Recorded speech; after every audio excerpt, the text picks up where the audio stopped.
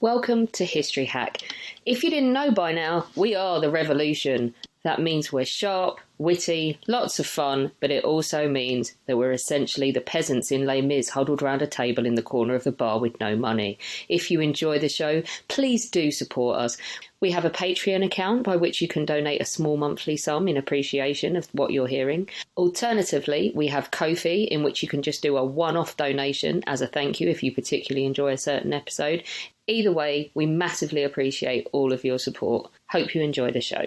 Hello, welcome to another episode of History Hack. You have me, Alina, and of course, my one, my only podcasting love, don't tell Alex, Chris. Chris, who we got on today? I think that's possibly the nicest thing you've ever said to me, apart from here's a bacon sandwich. When did I offer you a bacon sandwich?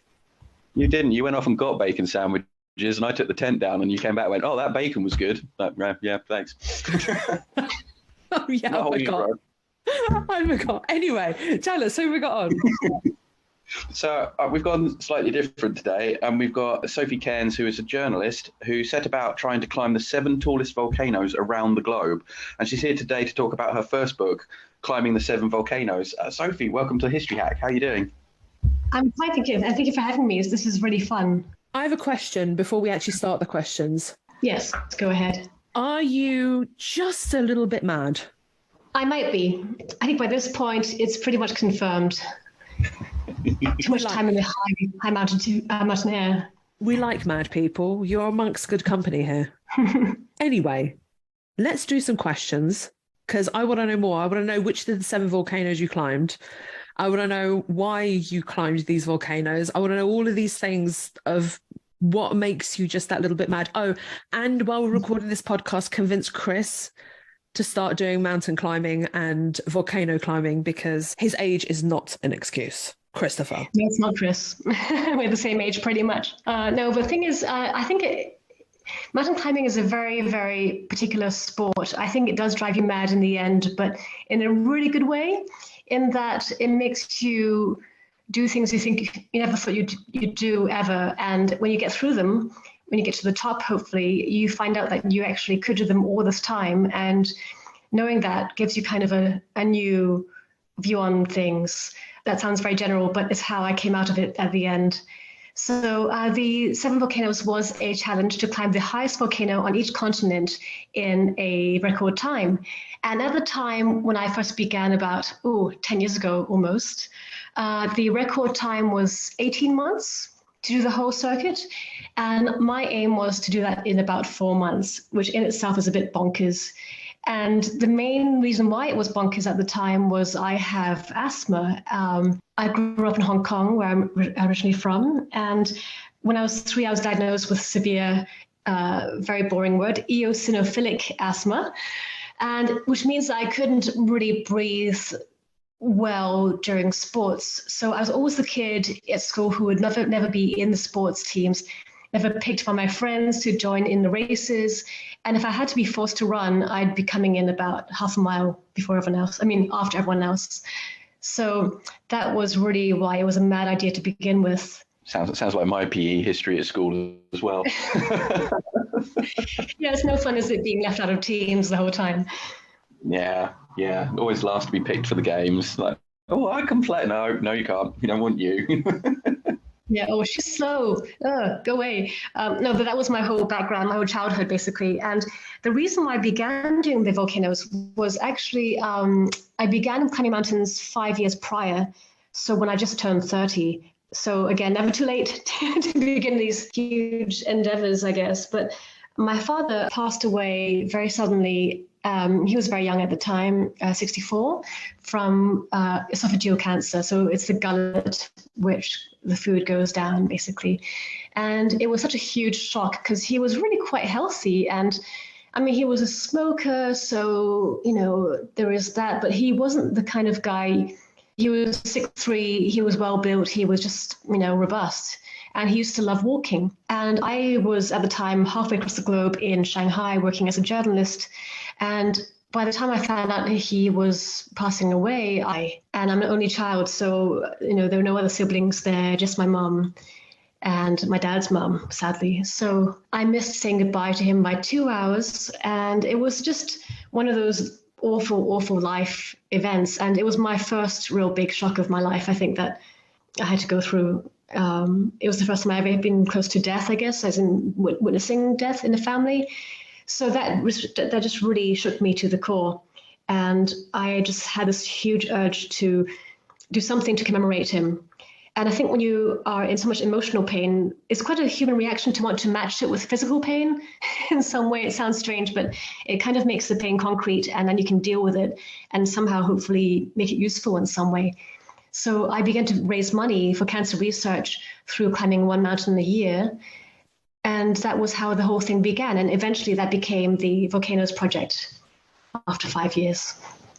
I've got to say, you embraced the pain and did something useful. I just suppress it and become a lunatic. How did you do that then? I just stopped being, when somebody dies or somebody close to me dies, I just shut down emotionally and that's it. Don't cry, nothing, none of those things. It's something I'm working through in therapy. But yeah, no, I can't deal with the emotional damage for that. So I should really do something inspiring and, I don't know, raise things for cancer research or something, because what you've done is bloody incredible. I think it can go either way, to be honest. I think people just respond in very individual ways.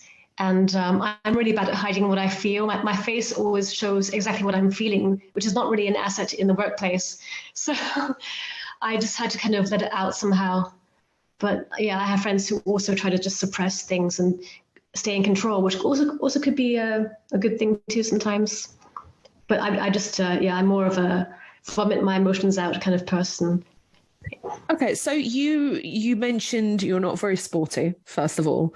You have asthma. So all of these things that could basically stop you from climbing these 7 volcanoes. What training did you undertake to actually combat all of these issues? So at the time, I just didn't really know. So I thought, well, I have this plan to go and climb Kilimanjaro now in about a year's time. I guess I should join the gym. So I joined the gym and I just began really just going on the treadmill. And I went from being not able to run about 3 minutes. I really couldn't. I went from that to running about half an hour a day. And I didn't just wing it. I went online and found all these training programs for, hardcore athletes in the vain hope that I could perhaps get to be like them one day. So I did a strength program and all this stuff. And also began eating better. But the main thing I did for the volcanoes was I knew I had to be a lot stronger and fitter than usual than my previous climbs. So I began carrying water weight in my backpack on the treadmill. So some of these climbs actually say you have to be strong enough to carry 50 pounds of weight on your back. Now, I only weigh 120 pounds, 130 pounds now. So that was a lot of weight for my body frame. And I began just filling my backpack with bottles of water, and 1 liter is 1 kilogram. So to get to 25 kilograms, I just began putting 1 more liter in my bag every week whilst going on the treadmill at an incline. And everyone thought I was bonkers just doing that, saying, "Are you in the right place? Are you feeling all right? Would you want to just take a break because you're really sweating a lot?" And then I also did a thing where I was in London at the time working, and there's no hills anywhere really to climb, to practice on. So I Googled the biggest tube station staircase I could find, and apparently the longest one is Russell Square in Bloomsbury. So it has the most steps, and I would actually go really geeky and calculate how many steps would equal a typical day of climbing on my volcanoes. And it wasn't like 30 times up the staircase.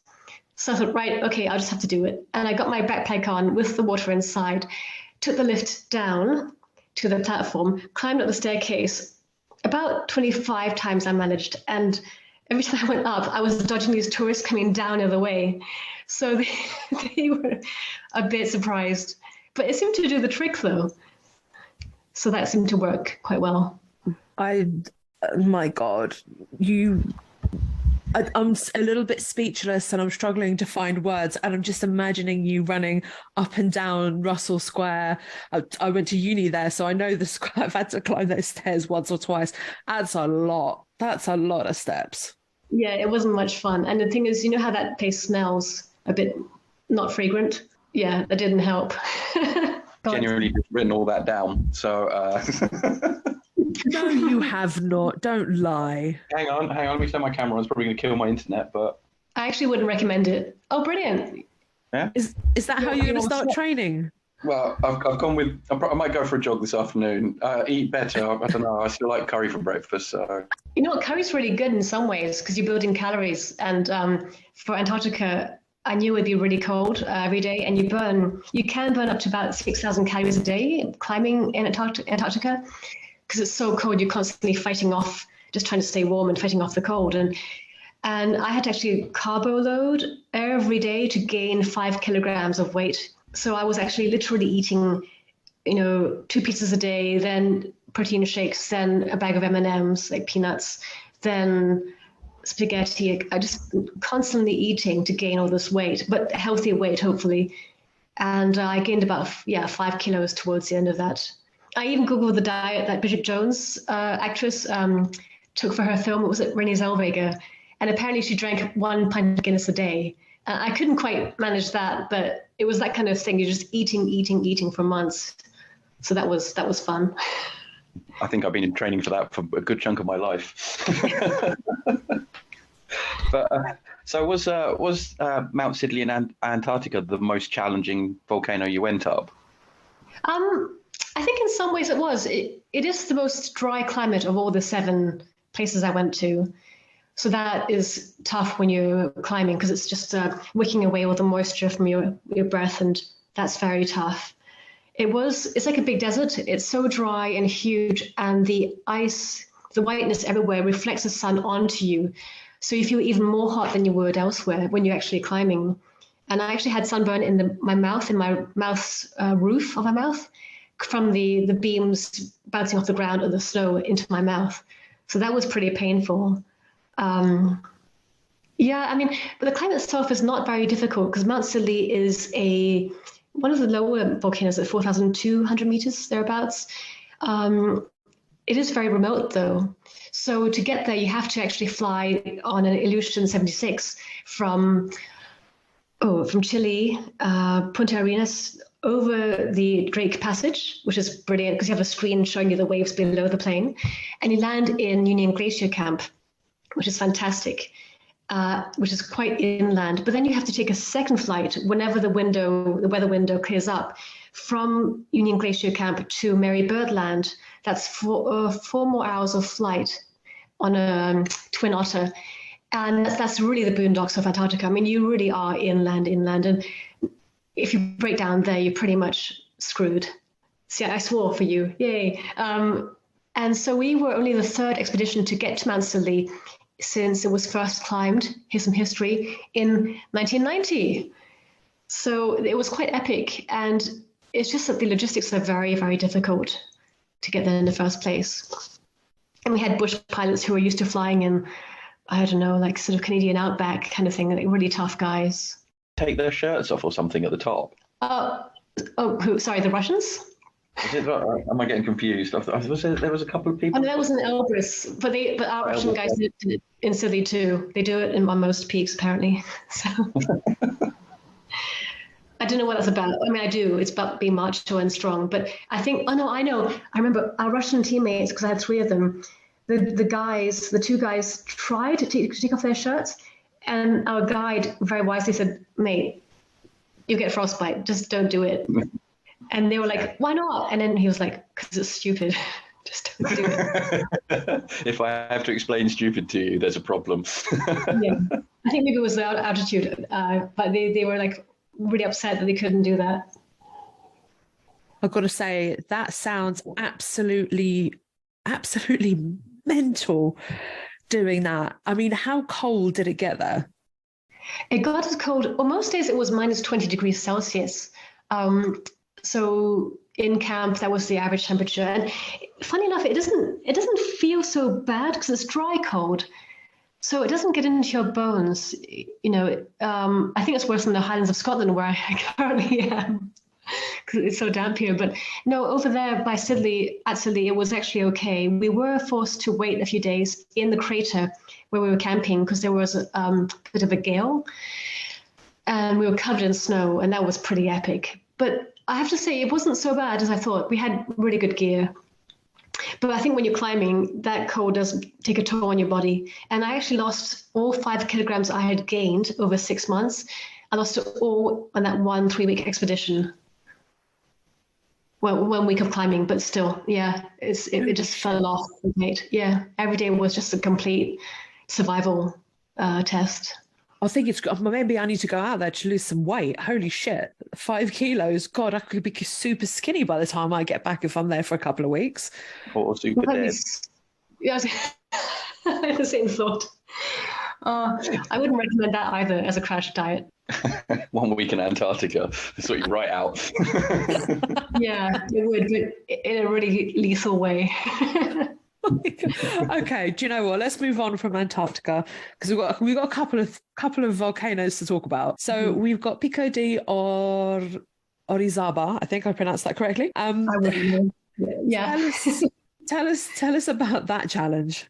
Oh, that was in Mexico. That's the highest peak in technically North America. If you're talking about the tectonic plates, that's North America. Yeah.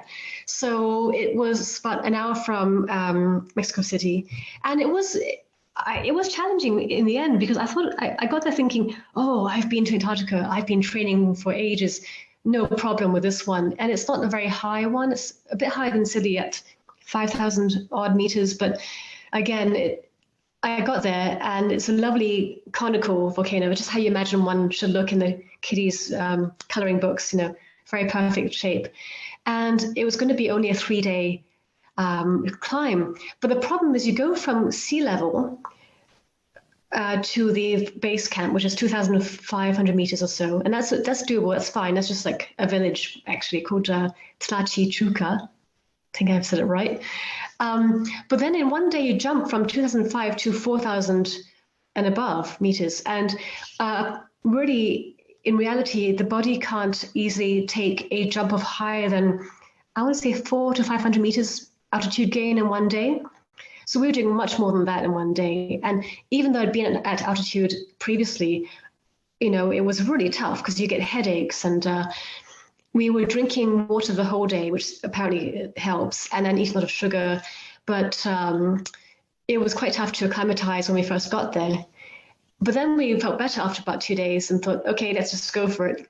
And it was myself, my friend Tina, who's a veteran climber from the States. She's brilliant. And some other guys. And we went to the top. And the thing is that I was so confident that I kind of thought it'd be easy, which is never a good thing when you're climbing mountains, because end of the day, you're not in charge. The mountain and the weather are, and they'll just kick you in the butt for being so arrogant. And we're nearly at the top. And we're on the snowfield, and suddenly I just couldn't. I bonked, to use a technical term. You just hit the wall, and it's awful because your brain says it isn't that far away, but when you see the peak above you, you just think it could be on Mars. It's just so impossible to even get there. And so it was dawn, the sun was rising, and I'm just there shivering in this awful cold and wind, strong wind. And I just said to Tina, I can't do it. I'm really sorry, I just can't move. I can't do it. And Tina, who's actually about 72 now, so she was in her 60s when she began. She's made of steel. She's amazing. She just turned around and calmly, with her Zen Californian stare, says, "You can do it, one step at a time." And I just kind of said, "No." And then she goes, "No, you can do it." And so after about an hour of this, I just finally got to the top. And it was just like the most exhausting thing I'd ever lived through. And at the top, I sat there in the lee of the crater, pretty much out of the wind. And I was shaking, my hands were shaking for 45 minutes, and I was just crying. And I wasn't actually sad. I was just physically so depleted. I was just crying. And it was really weird. And then it passed, we came down and we're fine. But that one instance just really taught me that I can't take things for granted, that you have to just be really careful when you climb, pace yourself. Yeah, yeah. I only hit the wall jogging. I had this crazy idea during lockdown to just jog because it was free and I didn't have any money. And I'd got halfway out, sort of halfway between Gillingham and Rainham, and then I got, which doesn't mean anything to anyone that doesn't live in Medway. And I got there and I was like, I've got to go back. And the thought of I just couldn't do it. And it took me, I had to sit down for about an hour, and it's just, like you said, one step at a time. I couldn't imagine doing that halfway up a mountain. It's a really hard feeling, though, isn't it? It's like that movie Run Fat Boy Run. It's just a wall.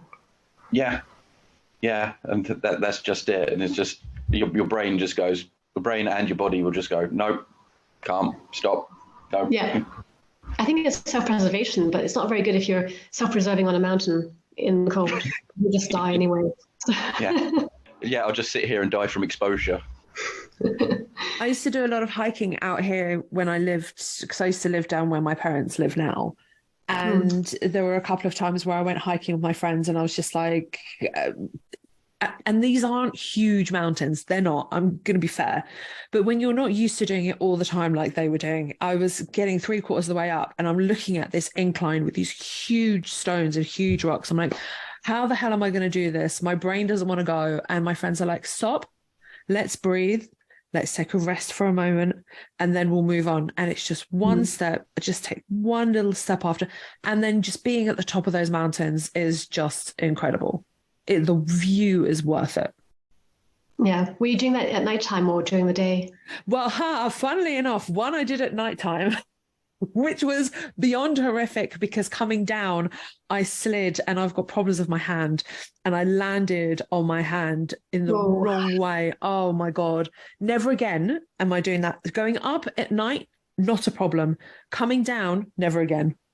Mm.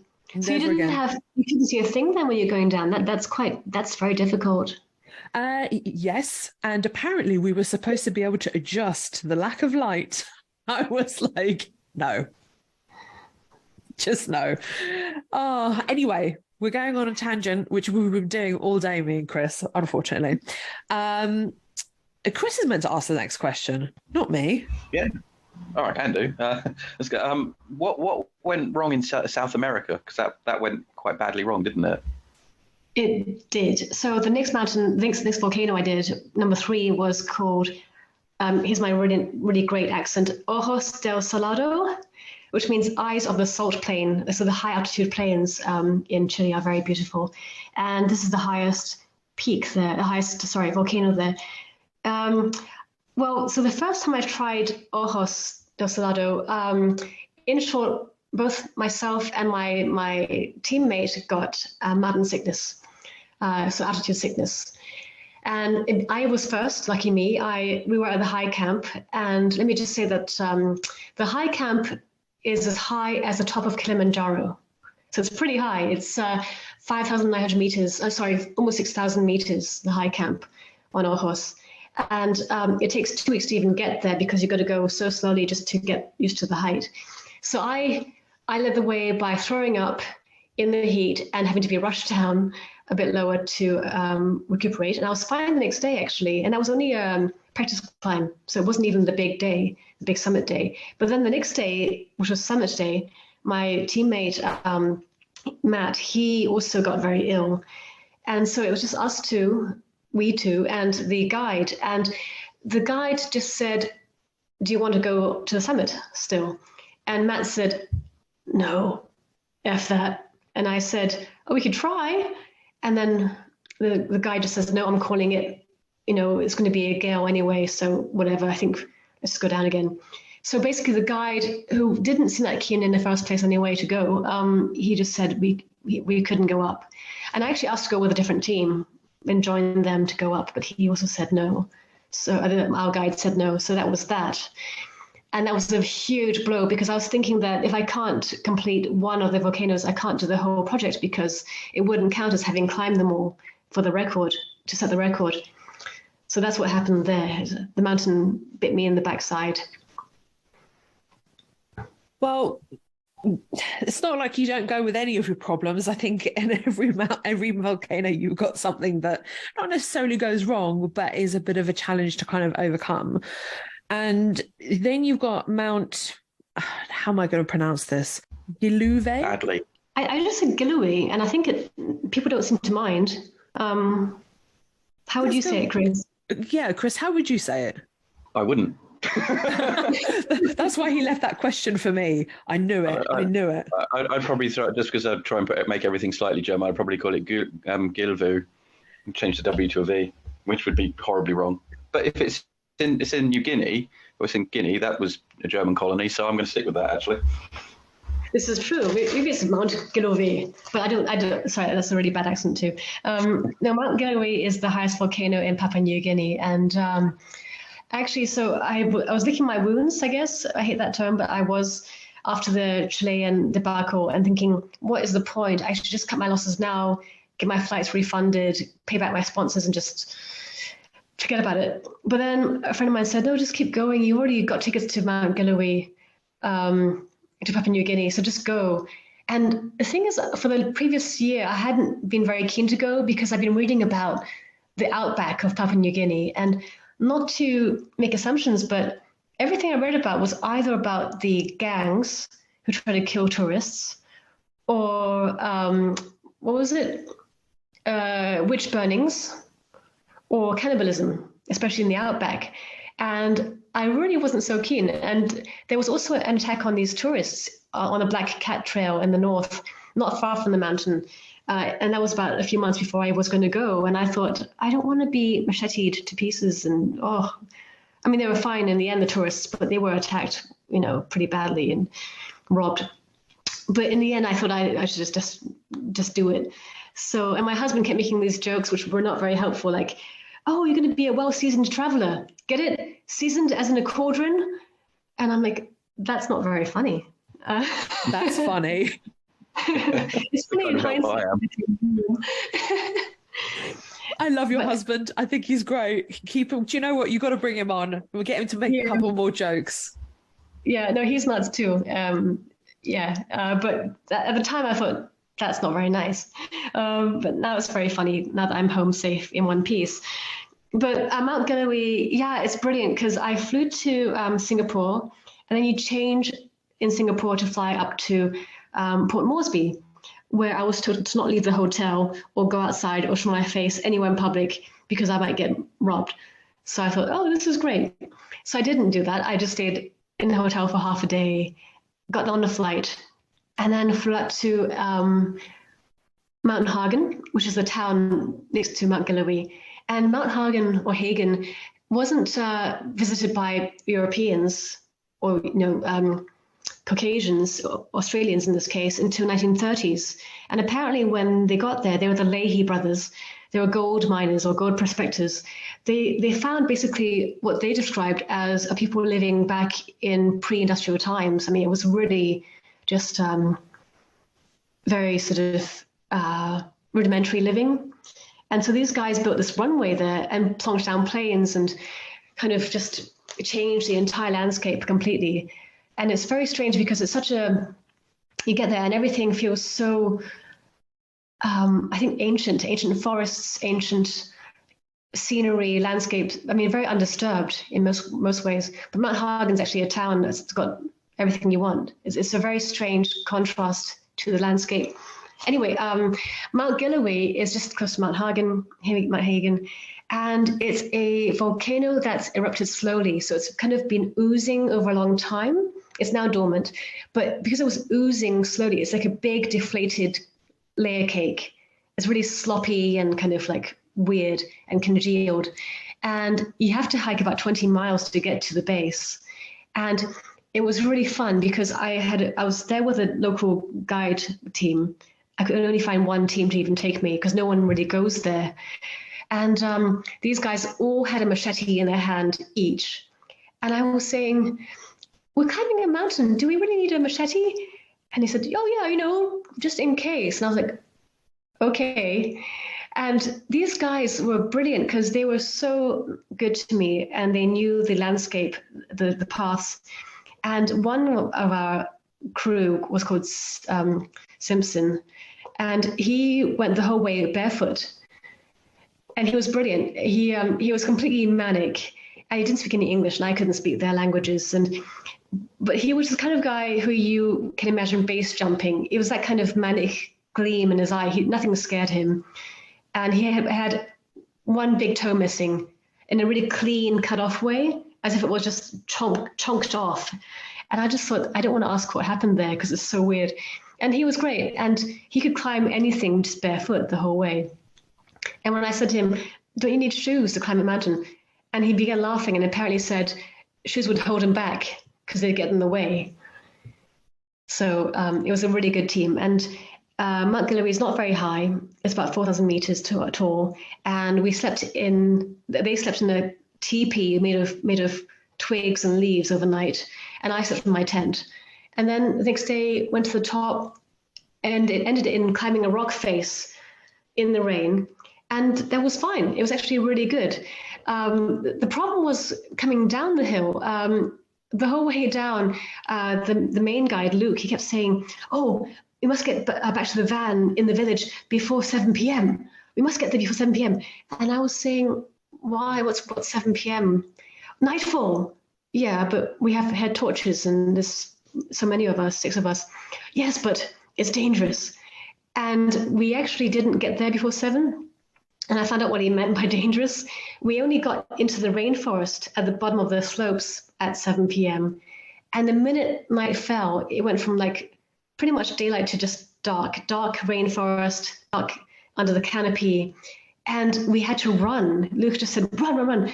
And I figured out, he said that basically we weren't on our own turf out there. We were on some other tribe's turf. And you could see markings on the trees and things and the rocks. And we really shouldn't be trespassing after dark on their turf. And so we had to run for about an hour through this rainforest in the dark, falling over a lot of slippery trees and things and logs, just panicked. And it was really scary. And at the same time, the forest just came to life. These insects were just screaming. I mean, really loud, chirpy, weird insects. So eventually we got down and I threw up in the clearing, and then we got home and that was fine. But on the way down, it got pretty intense, I have to say. Yeah, that does sound absolutely bonkers. It was fun in a terrifying kind of way, I guess, in hindsight. Yeah, it's one of those things afterwards where you go, "Well, that was fun," but at the time your heart's banging on your rib cage. Definitely. I couldn't imagine life after that half an hour, the last half hour. I just couldn't see myself all that mattered was right then and there. So. But after that, you go back to South America. Does your second attempt go a lot smoother than the first one? Yes and no. So I went back to Ojos Salado, and this time my bonkers husband, Douglas, came with me because I was so down about screwing up, I guess, with getting mountain sickness, although it's not really my fault. But my husband said, "Oh, I'll go with you for the first week. I'll take off some time. I'll train with you for the easy first acclimatization bit, up to 5,000 meters. And, just kind of be there with you for a week." And so we had a really good time. We had no guide for once. So we had our own little Jeep thing, and we were racing around the desert, just exploring and climbing things and just generally being manic. And like kids let loose from school, but not home yet. So you're running around unsupervised. And after the first week, he went back to the UK to, earn money and be normal and work. And I stayed on with a different guide. And together we tried again for the summit. But this time it didn't, I hate saying this, we got to the top, we got to the summit, the crater summit, which is the rim.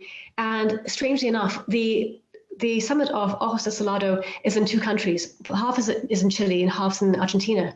And so the Chilean side has this annoying rock face, 30 meters high, which is only in Chile and but still counts as a summit, the true summit, because the crater is, obviously lower than the rock face. And so they say that once you've reached 6,000 meters in altitude, your body reacts differently. Everyone's different. You don't know how you're going to react until you've reached that threshold of altitude. And I hadn't really been that high before, not above 6,000. And I think my brain just melted because the guide, I think his brain also didn't do too well because we went the wrong way pretty much. We chose the harder path. He wanted to go across the snowfield, but it was not safe, and we didn't have the right gear for some reason. So we chose instead to go up a rock waterfall, and that was just punishing. I mean, it feels like we weren't carrying much, but it feels like you're carrying a suit full of lead. Every step is just extra, like twice the effort or more when you're at that height. And the air is a bit more thin, oxygen's thinner. So it's really that much harder. And after about 2 hours of climbing this rock waterfall, which wasn't very stable, we got to the top, the summit, the rim, the crater rim, at which point the guide, who was in his 60s, so he was tough as nails, he went under a rock and promptly kind of fainted or just had to rest. The howling wind didn't help. And then I saw that there was a rock face still to climb, and I just said, come on, let's go, let's do the last bit. And the guide said, no, we're not doing it because I'm exhausted, you're exhausted. You know, this is a difficult rock, like a rock wall with a rope. You have to be on form to actually climb that in this wind in the first place. And so the second guide said, oh, we can still make it, And basically he said, no, we're not doing it, it's too dangerous. We're only halfway on our journey. We have to go down the whole way still as well. And looking back, I mean, I was really gutted, obviously, at the time. I was so upset and angry at myself and at nature and at the gods for making us this weak. But he was right. It was the right call. I think if we had gone on to do the final 30 meters, we would have perhaps had an accident. And then how do you get down, from that? So I think he was right to not do it. But as a result, I did not technically complete all the summits due to 30 meters of gain. I did not go up. So gutted. Only 30, well, I was going to say it's only 30 meters, but that 30 meters matters a lot at the end of the day. It does. It means everything. It means you haven't actually summited properly. Yeah. Well, I'm going to say Mount Kilimanjaro is the next one that you climb, and pretty much you have attempted and achieved so much at this point. Is Mount Kilimanjaro easier? It's easier in some ways than definitely Ojos, because that was the highest one in the whole list of volcanoes. That was almost 7,000 meters tall, which is pretty damn tall. It's the highest volcano in the world, the Chilean one. And Kilimanjaro is a full 1,000 meters lower than that. Then again, height isn't everything. It's about climate, about air pressure, it's about humidity, it's different things. So a lower mountain can be harder than a higher mountain for that reason. And everyone knows Kilimanjaro. They think, oh, it's one of those bucket list things, and swim with the dolphins, climb Kilimanjaro, write a book, that kind of crap. But it's not easy. I wouldn't say it's easy. People underestimate it too much. You have deaths on Kilimanjaro all the time and injuries. Although they have a very good safety system in place, people can go there when they aren't ready to go. And that, I think, is why they get hurt. But by this point, I climbed it once already. And I thought, oh, second time round climbing Kilimanjaro, I'll do it in 4 days, not 9, easy peasy. And I got to the top, fine, got to the summit, no problem. But I was vomiting every hour. Sick as a dog, but I got to the top all the same, and that was fine. But no, I would not say Kili is an easy mountain at all. It's the highest peak mountain and volcano in Africa, so everyone thinks that is the thing to climb. But I wouldn't recommend it if you're not at least training or jogging, Chris. It is on my list, but not because it's a bucket list thing, but because I've got this bizarre interest in the German Second Reich and colonies, and Kilimanjaro is where the von Lettow-Vorbeck, the German general in the First World War, based all his troops. So it's like, that'd be quite cool to go up there. And a lot of history, definitely. I'm going to Aruba and all those areas is very interesting, for sure. It's on my list, but only because I'm a nerd. No. Well, taking the 9-day one is much, much easier, honestly. And the guides are so great there. They're all really good. And you can also turn back whenever you want, if that helps to know. So it's probably best I don't know that. You've gone 5 feet, Mr. Sams. Why are you stopping? No, done. Where's the nearest KFC? You climbed the wrong volcano at one point, didn't you? So yes, another plot twist. So every single volcano seemed to have its own plot twists.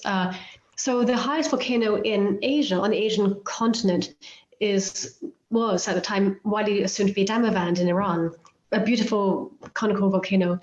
And so I climbed that. I did Kilimanjaro, Damavand, and tried Elbrus all in the same month of April. So Damavand was my second volcano that month, a week after Kilimanjaro. And that was a hard one, but it was actually fine in the end. I got lungs full of sulfur during it. That was great. Throw up again. There's a lot of throwing up on mountains. And the guy threw up too when I threw up, so it's a chain of vomit. But sorry, that was disgusting. But it was fine. I made it, and Damavand's beautiful. Iran is beautiful. But then I came home to recuperate for a bit and was on this chat board forum thing, quite obscure. And then I came across this thing saying, this could be the highest volcano in Asia, not Damavand. And it was a satellite photo, really grainy, of a volcanic mountain range in northwest China called Karadasi. And no one apparently at the time had climbed it, because you've got to actually get there and find out the right peak. It wasn't really well known at all. And I thought, oh shit, I can't believe Damavand may not be Asia's highest volcano. And to this day, I'm not sure if it is or not, because Guinness World Records wasn't sure either when I applied for the record. Well, before, when I eventually tried to get some information. And that's why there is no record at all for Guinness for claiming the highest volcanoes on each continent, because they're not sure exactly which one's higher either. So I might have climbed the wrong volcano by climbing Damavand, but there it is. You may have climbed the wrong volcano, but you continued your journey. Yes, despite everything, I thought I'll finish this project, because it isn't about whether I reach the top. It isn't about me being an egomaniac and saying I've climbed everything there is to climb. No, it wasn't about me. End of the day, it really hit me that I'm doing this for charity. I don't need a record to my name. That was too vain. It gave me kind of a reality check, I think, that it really wasn't about me. It's about my dad and cancer research and everything else like that. So I went on to complete, as I can at least complete this thing. And I went on to climb Elbrus that same month, that same April, which was pre-season time in Russia. So Elbrus is in the Caucasus, how do you say it? Caucasus Mountains. And interestingly, sorry, slight digression, it's a cousin of Damavand. They're kind of related, because Damavand is in the Alborz range, and Elbrus is the same word as Alborz in Persian. So it's Elbrus, I think it says mountain range or something. So Elbrus is the highest peak and volcano in Russia. It has 2 heads, and one is higher than the other one, so you climb that higher peak. And when I got there in April, there were no tourists there. The peak wasn't even open yet. And I had this really kick-ass guide who was doing the peak with me especially. And we went up, and the weather was fine, and we were climatizing fine. And the thing is, here we go again with bonking. It was really strange. The second day of our practice hikes, the sky was just completely blue. There was no wind. And we're climbing up to the rocks halfway up, just to practice. And the more I climbed, I followed the guide, the further away he got, and he wasn't going very fast. And I kept falling behind, and I kept saying, oh, just give me a break, I'll be okay, just let me breathe. And so he'd wait, and then we continue, and I'd fall behind again, and I just felt completely drained mentally. I was physically actually probably okay, because I mean, why wouldn't I be? I'd be so conditioned by then. But mentally, I just thought, I'm so sick of being on the road all the time with strangers. I'm so tired, like just emotionally. I never used to be like this before ever. And I'd been on the road at that point about 4 months almost, away from my husband, who was a new husband, a recent husband. And I was very lonely. And I just thought, you know what, I really hate this right now. I'll just go home and see my cats and my husband. And I just said to him, Ivan, I'm really sorry. I have to just stop. I don't want to climb. And he goes, what, today? But summer days tomorrow. We just keep going. And I said, no, I don't want to climb the mountain at all anymore. No, I'm going to stop here. I'm calling it quits. And he was really surprised, like, you lazy wuss kind of thing, because he was really hardcore. And that night, as it happened, there was a gale with 37 miles per hour winds, and it really wasn't a good night to climb anyway. So maybe it was not meant to be. And at that point, on what would have been my last summit, 4 months record, in sight, or 4 months time frame, I kind of collapsed and gave up, which really wasn't like me. And I went home for 6 weeks to just do nothing. Yeah. But then after about 6 weeks of just eating, watching TV, I didn't go near the gym. I kind of rallied, I guess. I kind of bounced back. And my mother, who was Chinese and the most kind of risk-averse person you can imagine, she was like, I'll pay you some money just to go, just complete it, get this thing done, go climb. And my husband was the same, just do it. I went back with Tina, who came to save the day again from California. And we went in June this time, and the sun was out and the tourists were all there. Everyone was back for the tourist season. And it was a completely different place. There was no more snow and dark clouds. It was just a lovely place. And maybe because I hadn't been doing much besides eating crisps and watching TV for 6 weeks, I felt so on form. Tina and I joined a big team of people, and we just went up the mountain, blasting our way through. And it couldn't have been an easier climb. I was just on peak form. And then, so in June, after 5.5 months, not 4, we finished the last volcano together in Elbrus. And that was really, really fantastic. Yeah. So after all that pain, there was, a lot of happiness. I do have a nerdy history question. It's something I've wondered for quite a while. In 1942, the German Mountain Division climbed Elbrus and planted a flag. Do you know if it's still up there? You're on the summit? Yeah. I don't think I saw any flags up there. There is a wee monument there, like a rock and metal thing. But I think it's to all the fallen climbers, I think. I'm not too sure. Yeah, I can't imagine the Soviets letting a Third Reich flag flutter up on the mountain. But it was just something I'd always wondered about, whether it was still up there or not. I don't think there was a Third Reich flag on the top of Mount Elbrus, I'm afraid.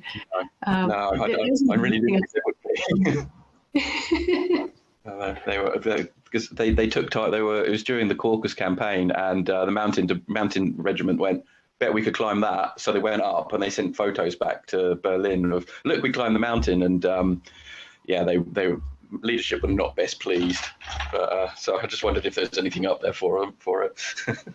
No, there are very few artifacts up there. It's so windy that everything gets blown away, even people. But there is a little rock thing, but I don't think it's a German monument of any kind either. But that was pretty amazing to get up to the top. Yeah, it sounded like gave you enough stimulus to go back that you just did need a rest. A change is as good as a rest. That's what I was looking for. Yeah, exactly. I think by the time I finished Elbrus tried to finish Elbrus the first time, I was actually underweight and anemic and all this kind of stuff. I was really not very healthy as well, and just in a really bad place mentally. And going home, seeing my cats, who are lovely, and watching TV, just vegging out for 6 weeks, was really good. Yeah. Home comforts. So, because obviously this is an amazing achievement, but what did you learn about yourself along the way? I think, to borrow a theme from you guys, that I'm a bit bonkers. I guess it's the main thing where you think, you can't do something, and then you try, and actually you find out that you can. And that was my case too. My asthma, somehow, I did have some problems on the way with my lung function going down and other issues. I had to take more medication, or resume medication more like. But that didn't stop me either. You know, I have my limits, obviously. I wouldn't ever do Everest. That's just not for me. But I guess you get to learn more about what you can and can't do in life physically. And I think also on a more esoteric level, I guess one thing I learned was that I was so lost in planning this whole volcano, odyssey for months and months, and then doing it for months and months, that I was really lost in the whole idea of it and lost in the planning, and always away with the fairies, just planning out everything and getting sponsorship and whatnot. And I spent so much time focused on that I forgot to focus on my day-to-day life. And when I came back, I realized that I was done being lost in big plans and big dreams. And it's really good to just be in the here and now and take life as it comes, or you miss all the small important things too. So I used to be really into goals and planning, and now I'm kind of more take it easy, you know, taking what's happening right now around you, because, you know, who knows how long it might last, but just be more present. And I hate the term, but be more mindful. Cringe. Well, Sophie, this has been mind-blowing, inspirational, crazy, and maybe I should move my ass to actually do something a bit more inspirational rather than just sitting on my ass and writing history books, because I am sitting right now and gazing at the Slovakian mountains. And yeah, I think it's ridiculous. I got to go and do something. You've inspired me. Thank you. Thank you for having me. Do remind us the name of your book. Oh, yes, my book, which is now out in paperback, next month, is called, very prosaically, Climbing the Seven Volcanoes, A Search for Strength. And I'm going to let Chris do the roundup because I can never do it right. Oh, yeah, and I've got it all pre-programmed into my head. So we'll get it onto the History Hack bookshop, which means with every sale, the podcast get a tiny slice of money, but at the same time, you will get a larger slice than if it was to go through a popular South American forested areas website, where the money will be funneled into evil Death Star plans that I'm sure the owner has, that if he finds out about will sue me. Got it. that was talking absolute nonsense. So thanks again for joining us, Sophie. It's been great. Thank you very much. Lovely to meet you. Our incredible guests give us 45 minutes of their time to join us and talk about their work or their new book. This is just a small taster. As a result, we have launched our very own bookshop on bookshop.org, where you can find our guests' latest books, you can support them, and you can support us on History Hack. 10% of every sale via our bookshop supports the podcast and allows us to keep going and bring you more top-of-the-line guests.